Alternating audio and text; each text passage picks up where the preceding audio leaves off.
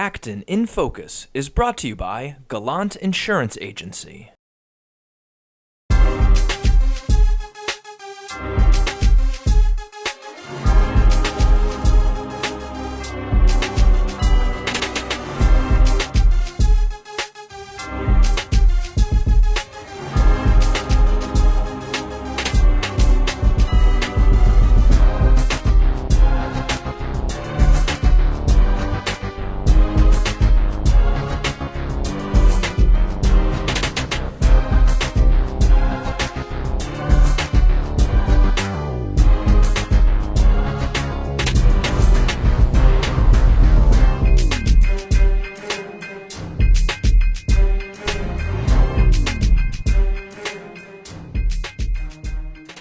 Welcome to Acton In Focus. I'm Vivian Kobusingye Birchall, your host, and my special guests are a team from Women's Money Matters. They are going to introduce themselves and we'll kick it off from there, starting with Anne. Welcome, ladies. Thank you, Vivian. My name is Anne Muita. I have been a resident of Acton for the last 20 years, and I'm excited to be here to talk about Women's Money Matters. And I'm Danielle Piskadlo. I have lived in Acton for the past 4 years, and I am the executive director at Women's Money Matters. So thank you so much for having us here today. Absolutely. No, it's thank you again for coming to ActonTV. And before we dig into Women Money Matters, could you tell us a little bit about yourselves, what you like about this town, and ultimately how you got engaged or involved with Women Money Matters, starting with Anne? Yeah, like I said, I have lived in Acton for the last 20 years. What attracted me to town was the school system. I have 2 children who are now teenagers. One is a sophomore in college, having gone through the Acton school system. The other one is a junior in high school. Also, I like the fact that it's out in the suburbs. I like the open space. The town has changed a lot over the last 20 years, but it's still very exciting to see all the new people moving into town. I got into Budget Buddies over 5 years ago. I was introduced by a woman named Joan Kulash, who runs Community Inroads in Lawrence and Haverhill, and she helps to put individuals to work with different non-profit organizations. And so she introduced me to it, and the mission resonated with me, and so I've been involved with them for the last 5 years. And it has since changed the name. Yeah.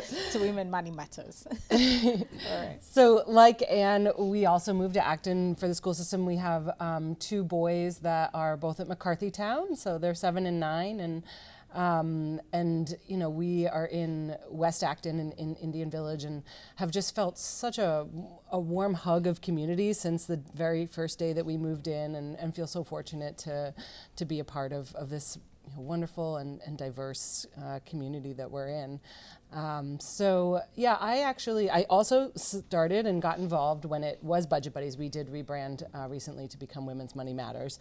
And I was actually a board fellow. I was introduced in 2016 through Net Impact's board fellowship, and have volunteered for a number of years after that in different governance roles. And then when the 2 founding mothers decided to retire, I just couldn't pass up the opportunity to throw my hat in the ring to become the next executive director. So haven't looked back since. Oh, well, what is this organization? What does it do?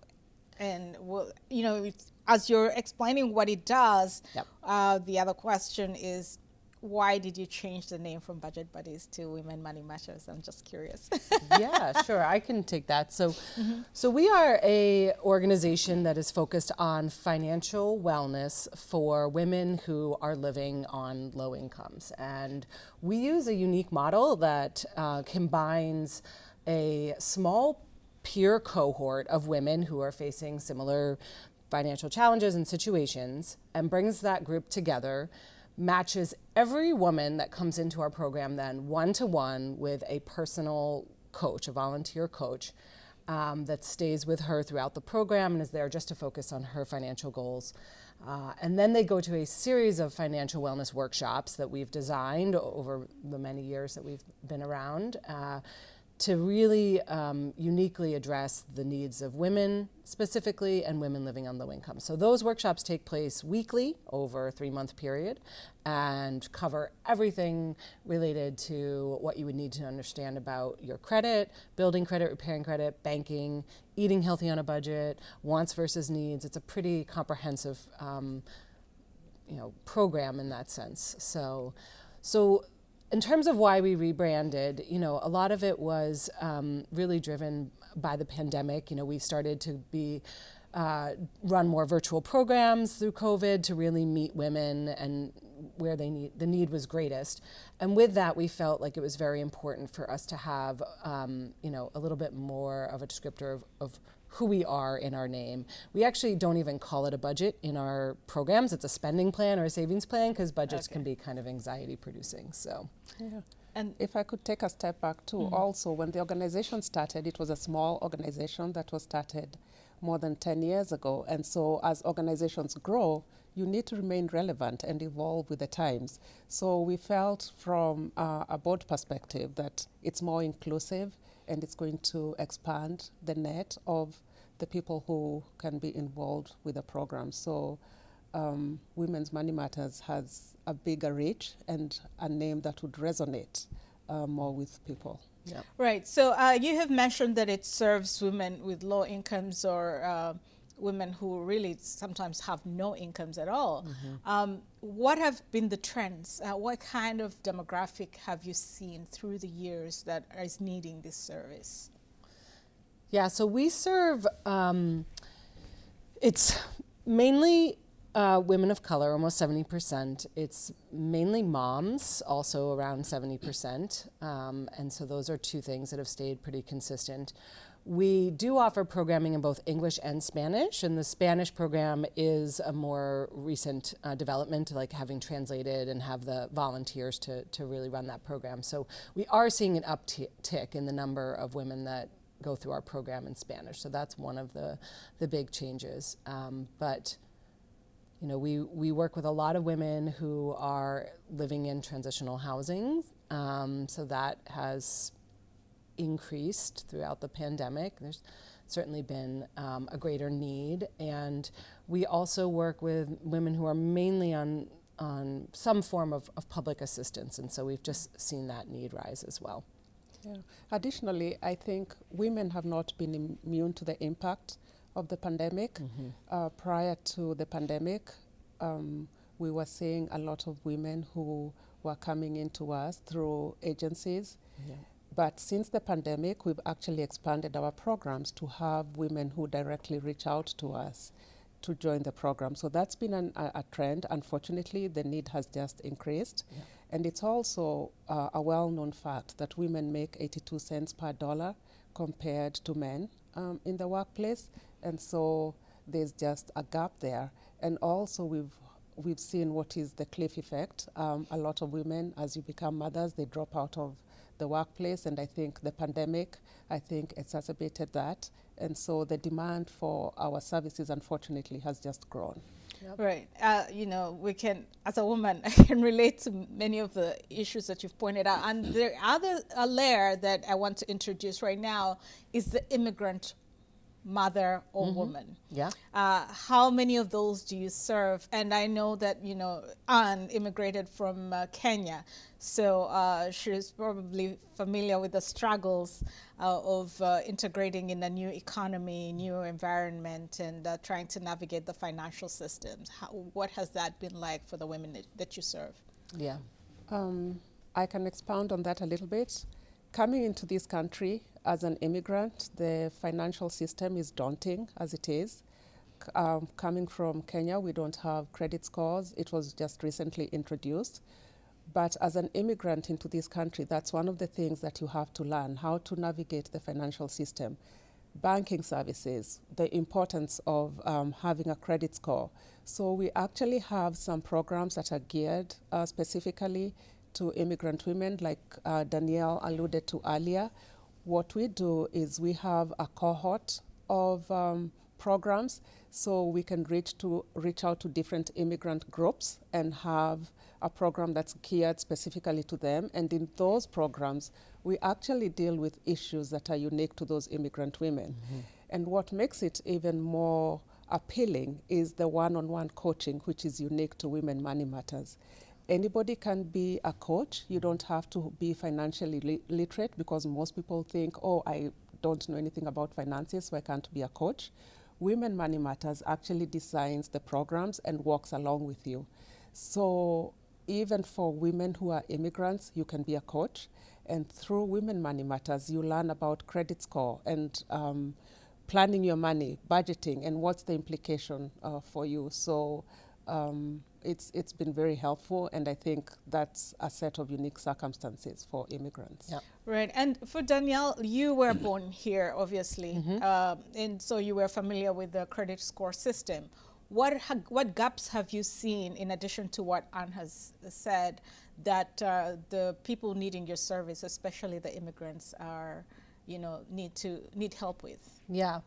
So Anne and I actually both volunteered and coached in the same cohort with the South Sudanese Enrichment for Families, and it is enlightening. I mean, it's really, you see how daunting it is to come, to a new financial environment that is so focused on that credit score, right? And it impacts everything, right? It impacts your ability to rent, to buy a car, to buy a home, and to have to kind of navigate that and figure it out, and figure out how you can build it in a way that is constructive and doesn't inadvertently do damage to your financial situation or to your credit score, is really challenging. And on top of that, what we hear a lot in our programs is that newcomers are targeted, right? Because there's sort of this understanding that like the college students or the 18-year-olds that have just become adults in our country, there is this lack of understanding about how it works, and so it's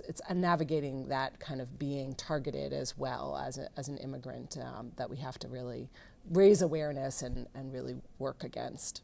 I'm just curious, are there people who have gone through your program and then maybe felt they were on their feet, graduated, for lack of a better word, and then found themselves back for some reason? Yeah, we've had a couple women who have chosen to go through the program a number of times, and we welcome that. Really, we understand that there's a lot of information and that you have to sort of be at the right time and place to be open and receptive to that as well. And so maybe they go through and they have one financial goal that they're focused on in that session, and then they are welcome to come back and focus on another financial goal. We've also just implemented what we're calling level up workshops, which means that women who have gone through our program can come back and learn about specific topics related to, maybe they're now at a place where they're looking at home buying, or they're looking at, they want to learn more just about taxes. So that isn't something that we necessarily cover broadly in our workshops, but we now have an opportunity to continue your journey, your financial wellness journey, with us through those. And then how do you navigate language barriers, if any, because you're dealing with immigrant populations as well? Yeah. That's an interesting one. Yes. Because like Danielle said, we have introduced a Spanish-speaking program, which is geared towards Spanish-speaking people. Yep. And what we do is look for volunteers who actually speak Spanish, but that is one subset. As an example, in the South Sudanese program, we had a challenge of language barrier, but also you find that some of the immigrants in the program are going through ESL as a second language, and so how to learn that. And so within Women's Money Matters, if we cannot provide the service, we also act as a referral source. And in instances where we are able, we'll direct people to look for those resources to help them with the language, because all immigrants need to learn English to be able to survive in this country, let alone be financially, literate. So it's imperative that at least you're able to speak English. And that's how we get around that. We also ask our coaches and our participants about their language skills, and even if they are in an English program, if there is a second language, we will work to match them with a coach that is also proficient in that second language and can help them navigate the course, hopefully when they do their one-to-one meetings in their native tongue. But it is a challenge for sure, and one that we hope to expand on over time and offer in more languages. Right. I don't know whether people out there understand the challenges or the influence language has on one's welfare in this country, because it influences employment, where your food, if you can't order a meal, if education, your children's support, if they're in schools and they come home with homework that you can't understand. So it's something that I really, really care about, language literacy, and I'm hoping that as a community, we can invest more in software that can translate languages so that we can move together as one community. But anyway, back to you as residents of Acton and people who work with women who are struggling with finances. What would you like our community to help with in terms of supporting these categories of women? And if there are women out there who need help, how can they reach you all? Yeah, great questions. The first one, I'll take the one about how a woman that is in need of help can reach us. So women who are in need of our services can go on our website, and there is a link to join a program and a very short interest form. And that's all it takes. And then we will contact you and talk about when the next program is starting. There are always new programs starting, so you can sign up anytime and we'll just find the one that works best with your schedule. So that would be one way we would ask community members to help and to support us, is by really sending us those referrals of women that they think could use access to a coach and a cohort and the workshops that we're able to offer. The other one would be volunteering, which I'll let you take.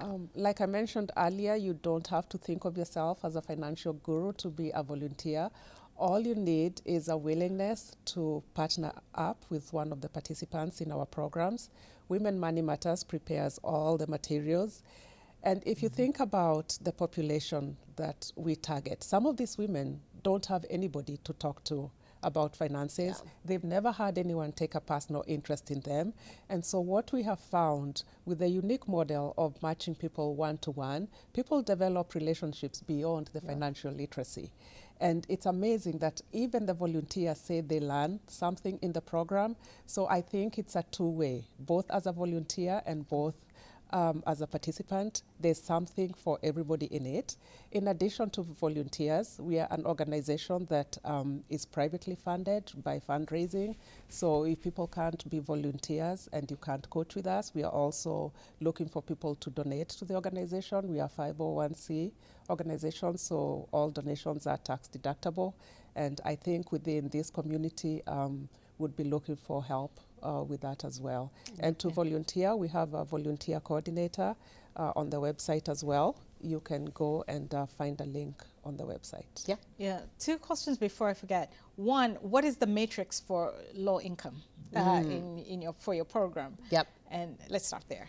Yeah, it's 300% of the federal poverty guidelines.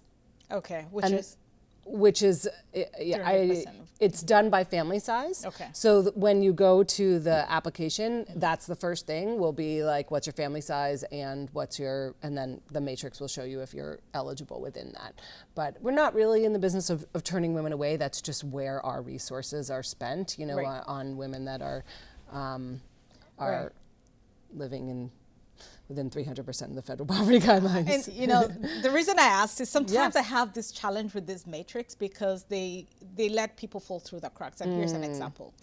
If, say, a woman is in, a 2-person household, they have a spouse or a partner, but it's an abusive relationship, and they have no control of the money, that money, and yet they need financial help so that they can coexist. Because, honestly, we live in a she economy where our products are taxed more, they are more expensive, and yet, so if you don't have, access to finances, then you struggle if you're in an abusive relationship.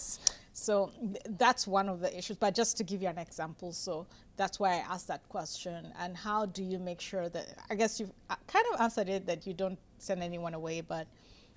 Yes. Yeah, I mean, that is absolutely like why I am passionate about the work that we do. Like, I want every woman to be able to leave any bad like situation, whether it's a job, a relationship, a housing.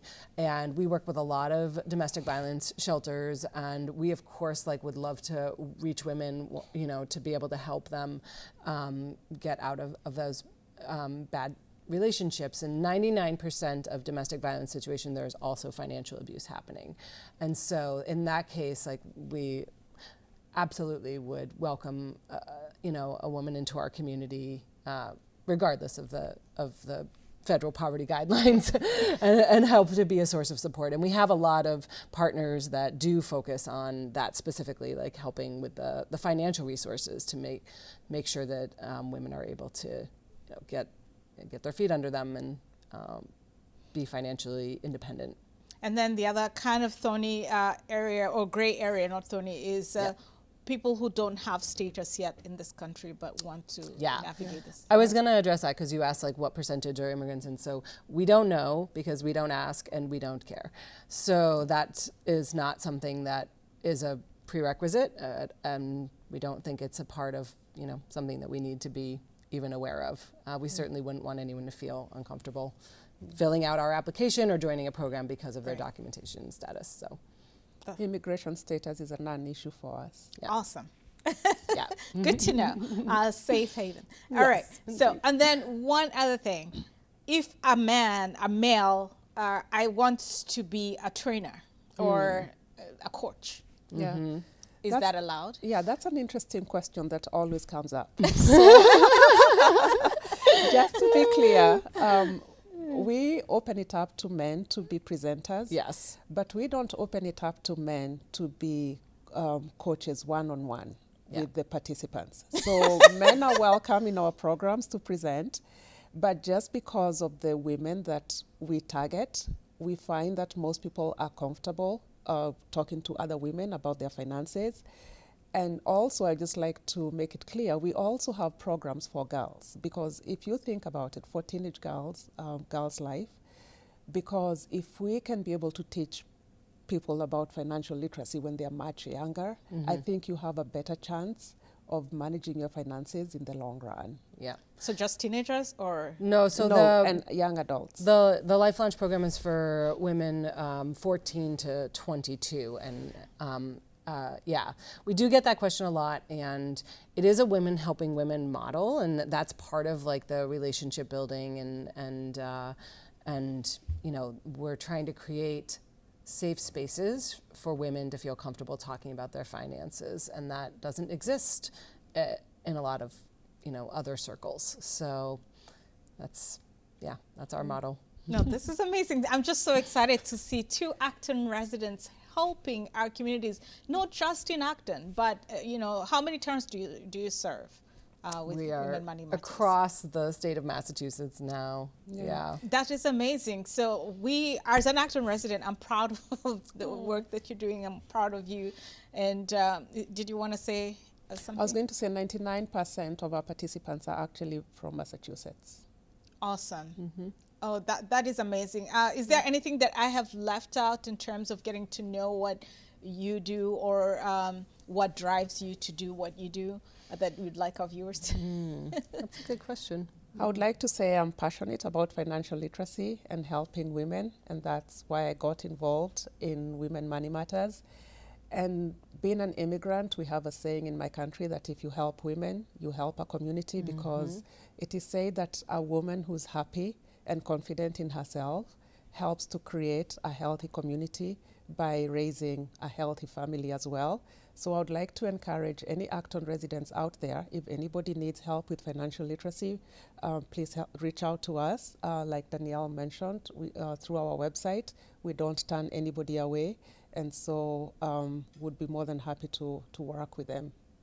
And if I wanted to, and this is just a dream, to have a session of just talking to women in our community about financial literacy, maybe once a month here at Acton TV. Is that something that we can do? Oh, that would be wonderful. I would welcome the opportunity. Yeah, I think there's a lot of lessons that we have through our workshops, but also that we learn from our participants about, topics that are current and relevant. Right now there's a lot of focus on inflation and how that is really affecting families, and that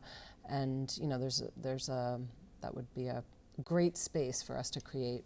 Right. I'm passionate about this because, first of all, I grew up I was raised by a single mother with very low, sometimes no income.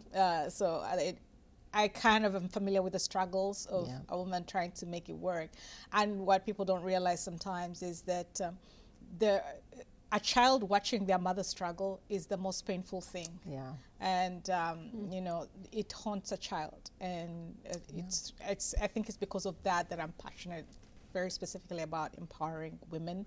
And if there's anything that I can do to just provide a space for more awareness about financial literacy and just ways of navigating a financial system, I'd love to be a part of that. Thank you. Thank you for offering that. And I just want to piggyback on something that you have said. It's interesting we position our program as financial literacy, but it's amazing how women's self-confidence changes from the beginning of the program to the end of the program, because like Danielle alluded to, we tackle more than just financials. We tackle budgeting, eating on a budget. So you tie it into a lot of different aspects of being a self-confident woman. And what we have seen at the beginning of most programs, we do a survey and ask the participants what they want to accomplish, by the end of the program. And for some of them, it's not necessarily a financial goal or something big, but they come in with low self-confidence, and by the end of the program, most of them, their self-confidence is one of the things that they say has been impacted. Yeah, it's about being in the driver's seat of your own finances, and that is an empowering feeling, to feel like you are in control. And we're working to change the relationship that women have with money, right? Especially when it's scarce. It's often just such an intense source of stress. Finances is the #1 stressor for Americans, and we want to change that relationship. We want it to be something where you feel like this is a tool that you can use and understand and have work for you in some ways. So. Absolutely. Yeah. No, again, I'm excited about the work you do. I'm excited to have you guys in our Acton community. Yeah. And to our viewers, I hope you will reach out to Women Money Matters as a volunteer, ask questions, and we'll certainly be bringing them back to Acton TV to tell us more about their programming and if there are any updates. And so stay tuned. But for now, thank you for watching, and thank you, ladies. Thank you for having us. Thank you so much for having us. My pleasure. Again, thank you for watching. Till next time.